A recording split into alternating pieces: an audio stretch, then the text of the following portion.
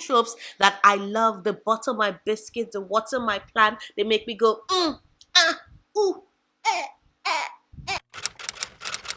Last video, I talked about book tropes that I absolutely hated because some tropes are just ridiculous. The Lord is testing me. But then there are some tropes that are like, I don't know, they make me feel warm and gooey and like I'm floating on clouds. Before we get started on this video, you know how we do it. Go in the comments right now and let me know one trope that you absolutely adore. The very first of those tropes for me, which should come as absolutely no surprise to anybody because I always talk about how much I love this trope, is the enemies to lovers trope. I know this trope gets a lot of bad rep. People have thoughts and opinions about enemies to lovers. They say, oh, it's not realistic enough. I call it bullshit. I think not a lot of writers can get enemies to lovers. Like it takes a certain level of finesse for you to be able to get it right, because at the core of it, and like I always say, a good enemies to lovers story is one that is built on respect.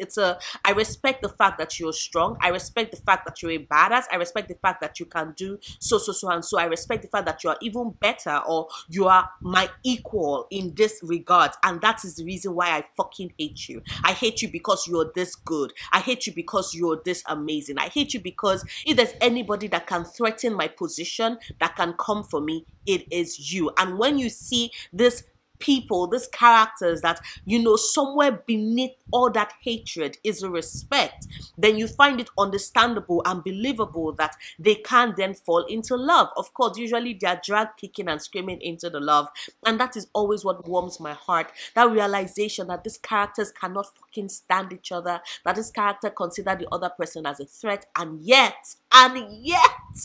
true love must still prevail. They call it, we call it, you call it, I call it love. And then the second trope I love is very close to the first trope, which is friends to lovers. I love enemies to lovers, right? I absolutely love that dynamic, but at the same time I also love the dynamic of friends to lovers, because you already have these characters who have been there for each other, who know each other better than anybody else, and they already have that connection, and all that is left is for them to just tip over into love.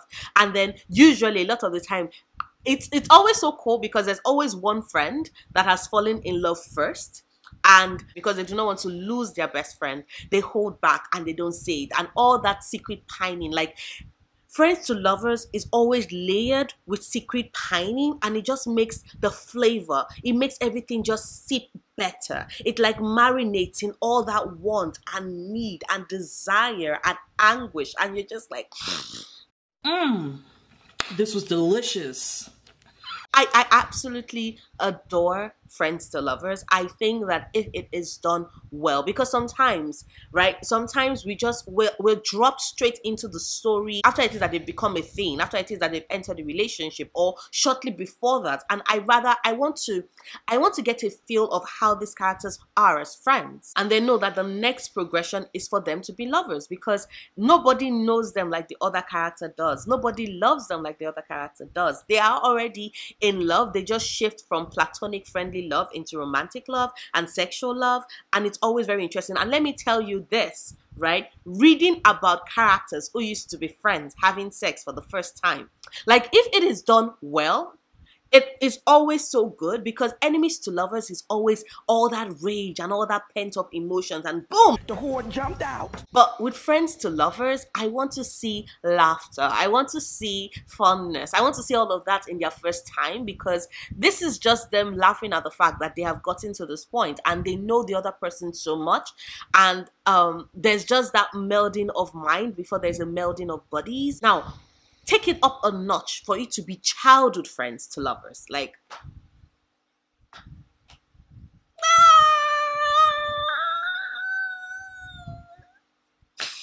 childhood friends to lovers. Childhood friends to lovers.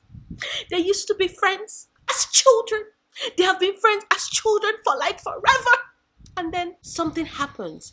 There's that moment when there's that shift, when all of a sudden this person that has been seeing this person as their friends forever, all of a sudden see them as more. Childhood friends to lovers. I gobble that shit up. I gobble it up with a spoon. Feed me, let me roll in it. Oh, that's that good shit. But then, of course, the superior trope of them all will be friends to enemies to lovers, because the level, the level of emotions, I cry. I witness a trope so beautiful, I cry. That is me. The third trope, yes, I say third trope, even though I technically mentioned 3 tropes before. Bitch, I'm me!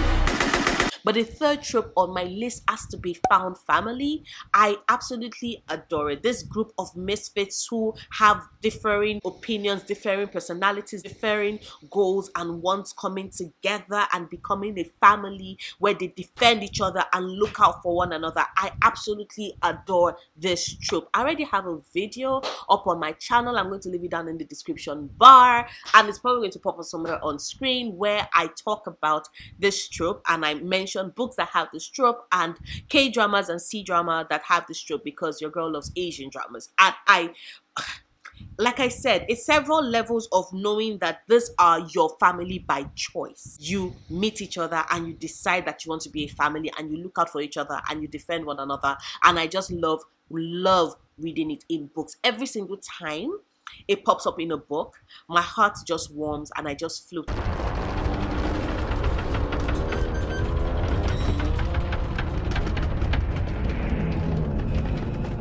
Let me know down in the comments down below a book that you recommend with this found family trope, because this is one of my favorite tropes. Every single time I see it, I know that I am in for a ride. And even if it is that the book is not the best book, even if it is that the book is horrible, I can hate everything else, but I will still love the found family unit present in that book. And that's the truth. And then there is the contractual relationships trope. Like, every single time I come across a book with characters that decide that, you know what, we are not dating, I do not like you, I am not in any way interested in you, but let us pretend to date. Let us have this contractual relationship whereby, you know, you do this, I do this, we both benefit from this situation, and then at the end of it, we go our separate ways. I'm always like, no, my bad, I'm sorry. pretend lovers that form a contract and from there on fall in love. It's always just hilarious, especially because usually when it starts, the characters are usually delusional enough. They'll be all like, you know, we'll have a contract, you do this for me, I'll do this for you, and then we'll move on, blah blah blah blah blah, you know, go on our separate ways, nobody needs to know after that. And you just, every single time I start the book and I'm aware that these characters are going to end up together in a real relationship at the end, and the contract will be torn up and then become real, like I know that, and yet I still squeal every time it happens, because I just love it. It goes to show that you cannot control emotions. It goes to show that people that think that they can play, I don't know, some sort of divine being and pick and choose and pretend, they have no control. Like sometimes it's just fate just looks in and is like, I have to laugh. I'm sorry. This is so ridiculous. Contractual. Fake dating. You wish. It's proof that love cannot be controlled. You cannot negotiate with it. You cannot bargain with it. You also cannot know when it would come and hit you in the face like a Mack truck. It's a hard knock life. And then there's only one bed trope, you know, characters that cannot stand each other, or characters that have just been ambivalent towards each other, or characters that don't necessarily see each other in that light. You know, they go somewhere, maybe it's raining, maybe there's a storm or whatever. Basically, they seek shelter and then are given the dreaded news: there is only one bed. And then I'm over here like, you know those moments when you're laughing with the author, like you could just imagine you're sitting right beside the author and both of you are cackling at the fact that these characters have no choice. They're going to have to stay in the same room on the same bed, and then, you know, feelings are going to come. They're going to catch feelings at the end. It makes me very, very happy. There does not even need to be sex at that point.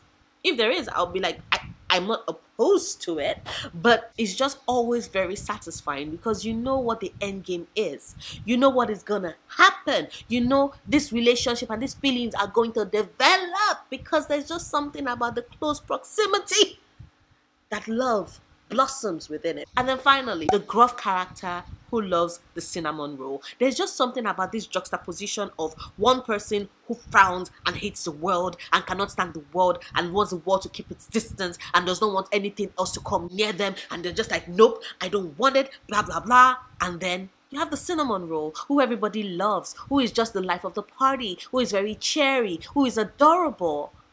And then, boom! You're my new best friend. How the gruff characters are like, do not talk to me, world.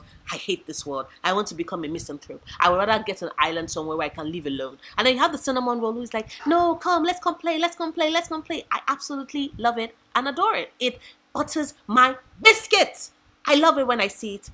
I love it when I see it in a book. It makes me very, very happy. Sweet dreams are made of this. Who am I to disagree? So yeah, those are 6 book tropes that I absolutely love. Let me know if any of the tropes on my list make it on yours. If you have any book recommendations for any of these tropes, drop it down in the comments as well. I would love to see it. But that is this video. If you liked it, please do not forget to give it a big thumbs up. Check out my other videos. Subscribe if you want to. And if you do decide to subscribe, please click on that notification bell so you can know the minute I have a new video go up. I make new videos every Wednesdays and Sundays at 2 p.m. EST. Yes, that is 2 p.m. EST. And I'll see you soon. Until then, stay passionate, love books, love yourself. Bye.